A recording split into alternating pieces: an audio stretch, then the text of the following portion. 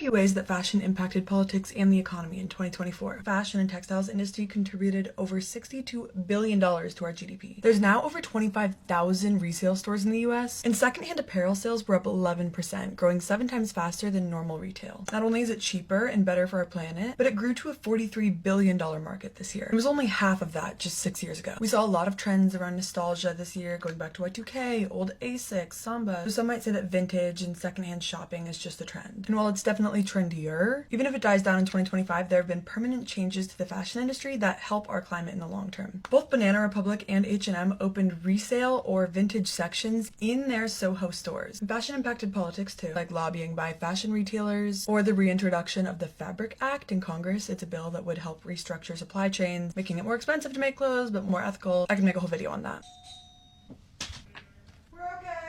The exterminator was here. Sorry. Anyway, I also think that the values within fashion trends can be indicative of culture and therefore emblematic of certain shifts that we might see in the electorate. For example, we saw all that old cottagecore, trad wife, rejection of the toxic girl boss, and celebration of the hard work that mothers do, all of which showing a bit more family conservative values. And no, that's not the only reason that we saw a conservative shift in the November elections in the US, but I do think it could have been an indicator. Just like how we saw 24 fashion companies who earn at least $100 million in revenue annually engage in a sustainability audit. I do think that that might mean we'll see more climate-focused sustainable legislation in the year to come. Make sure to share that next time someone tries to mansplain crypto.